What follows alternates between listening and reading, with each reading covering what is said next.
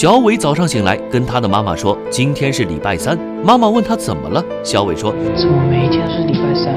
妈妈冷冷地回了句，你该上学去了。于是小伟搭出租车去学校，他发现自己乘坐的出租车永远是同一部，但司机却完全不记得他。我载过你啊，哎，对不起啊，我载过的客人太多了。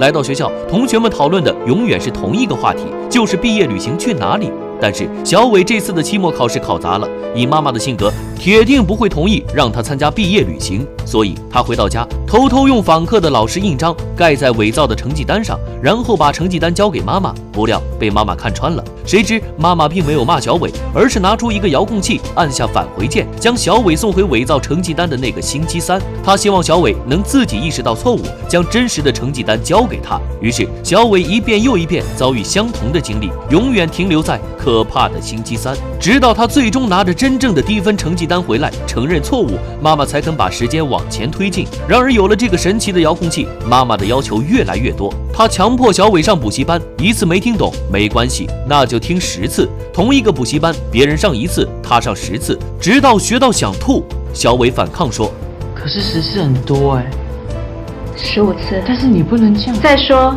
就变20次。这样的暴君妈妈实在太可怕。有一种病态叫做第一名。作为父母，最应该扪心自问的是，当你强迫孩子考第1名时，你是真的在爱他，还是无形中将自己的焦虑转嫁给你的孩子？如果你一辈子只能看一部英剧，那一定是《黑镜》。它以超现实的科幻元素掀掉了人类社会伦理准则的底裤，被誉为史上最牛逼的科幻剧。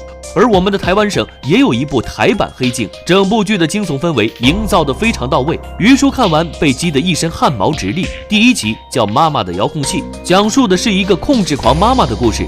小伟的妈妈有一个神奇的遥控器，只要小伟不按照她的意愿做事，妈妈就会按下遥控器，让他一直循环过同一天，直到他妥协为止。比如小伟星期三的考试不及格，伪造了成绩单，被妈妈识破，妈妈就让他一直活在星期三，直到他不再伪造成绩单。在遥控器的威胁下，小伟被迫服从妈妈的每一个要求，近乎变态的苛刻。直到有一天，小伟遇到了一个女孩小兰，小兰染着一头黄发，跟小伟相反，她有着包容的父母，她任由性子，想做什么做什么，这对于小伟有着致命吸引力。可是妈妈觉得，一个女孩子才几岁，就把头发染成那个样子，一看就知道是个不良少女，我不准你再跟她见面。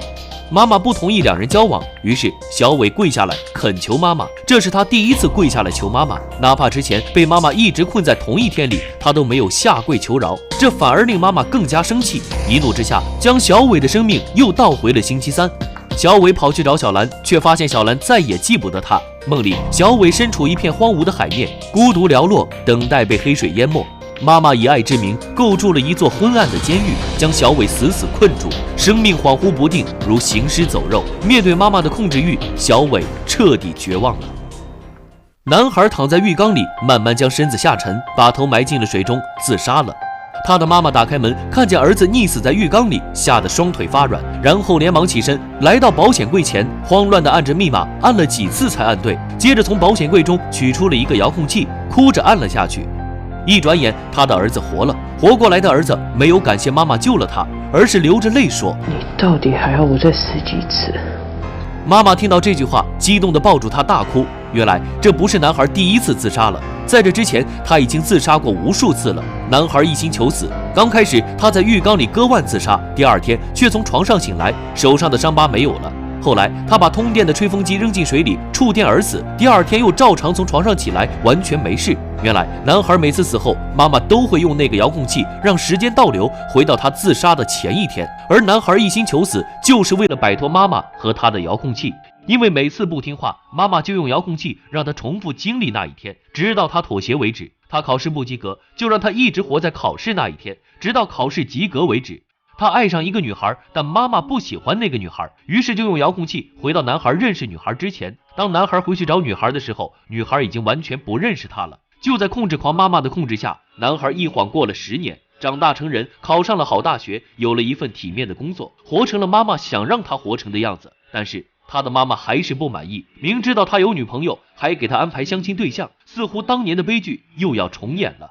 男孩想起了相亲女孩对他说的话，生命是我们自己的，他长什么样子，都应该是我们自己负责。于是，男孩故意请妈妈出国旅行。等妈妈离开，他来到那个锁着遥控器的保险柜面前，一次又一次输入密码，试图打开保险柜，但是密码都不对。直到他输入了自己的生日，保险柜开了。你看，妈妈对他的控制无处不在。